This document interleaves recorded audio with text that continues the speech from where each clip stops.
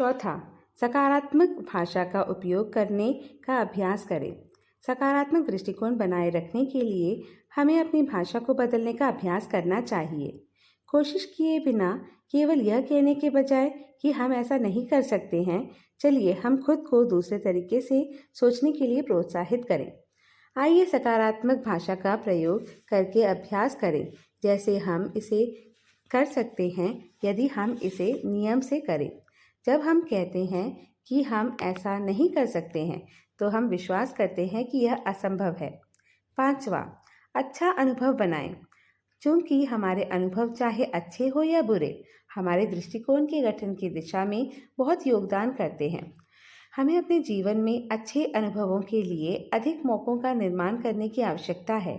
जैसा कि पिछले अध्याय में वर्णित है कि हमारे जीवन में जो कुछ भी घट रहा है वह गलती से नहीं आते हैं, किंतु हमारे अतीत में हमारे द्वारा किए गए चुनाव और विकल्प के परिणाम ही होते हैं।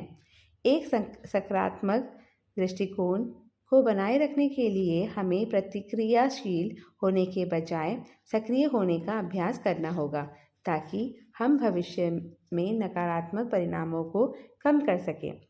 सक्रिय होना परिणामों को बेहतर बना सकते हैं। जैसा कि पहले उल्लेख किया गया है, हर परिस्थिति में हम दो विकल्पों में से किसी एक को चुनने के लिए स्वतंत्र होते हैं।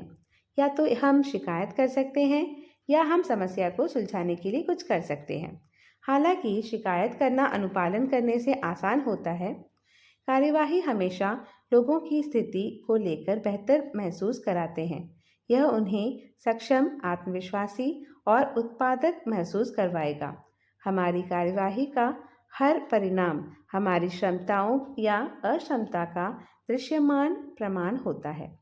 जो लोग अपने जीवन में छोटी चीज़ों का आनंद भी नहीं उठा सकते हैं, वे शायद ही कभी अपने जीवन का आनंद ले पाते होंगे, क्योंकि जब वे हर समय अपने बड़े लक्ष्यों पर ध्यान देते हैं, कभी कभी जाने अनजाने में वे रोज़मर्रा की ज़िंदगी की खुशियों को खो देते हैं। अपने बच्चों की मुस्कुराहट, एक पुराने स्कूल के दोस्त से गले मिलना, तारों और चांद की रोशनी से भरी एक रात, एक धुंधली सुबह पर चलना, यह बहुत सरल लग सकता है, किंतु साधारण चीज़ें हमेशा आसान नहीं होते हैं और वे पैसे की शक्ति के से बाहर भी होते हैं। छठा, वर्तमान का आनंद लेने का अभ्यास करें। सकारात्मक दृष्टिकोण को बनाए रखने के लिए हमें हर क्षण का आनंद लेने का अभ्यास करना चाहिए और जो हम कर रहे हैं उसी से खुशी लेनी चाहिए। भौतिकवादी दुनिया के प्रति असंतुष्टता भी हमारे नकारात्मक दृष्टिकोण को नकारात्मक रूप से प्रभावित कर सकती है। हमारे समाज में बहुत से लोग हैं जो हमेशा नई चीज़ों की खोज में होते हैं, भले ही उन्हें उसकी कोई ज़रूरत नहीं होती। उनके पास जो कुछ भी है वे उससे खुश नहीं हैं। हालांकि वे जनता में इसका खुलासा भी नहीं करते हैं। वे हमेशा दूसरों के साथ खुद की तुलना करते रहते हैं। जब लोग हमेशा अगले साधन की तलाश में रहते हैं तो वे उसकी सराहना नहीं करते जो उनके पास है। वास्तव में हम अपनी खुशियाँ वहाँ देखते हैं जो हमारे पास नहीं है, न कि जो कुछ हमारे पास है, जिसका अर्थ है हम हमेशा उस चीज़ की खोज करेंगे जो हमें खुश कर देगा। सातवां, पढ़ने की अपनी आदत बनाएं।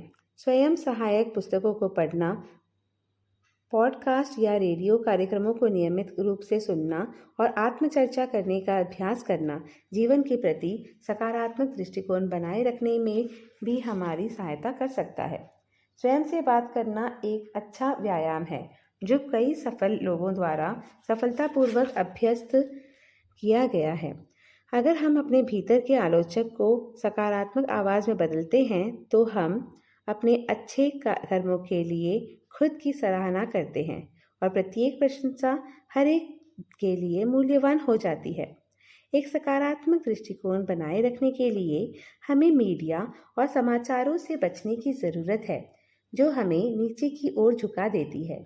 वे हमें उतना ही प्रभावित कर सकते हैं जितना वे अन्य लोगों को करते हैं जिन्हें हम अपने विचारों अपने चारों ओर घेर लेते हैं। 8वां, खुद की राय का मूल्य करें। एक सकारात्मक दृष्टिकोण बनाए रखने के लिए हमें अपनी ही राय को महत्व देना आवश्यक है। अन्य लोग हमें खुद के विषय में बुरा महसूस कराने का प्रयास कर सकते हैं।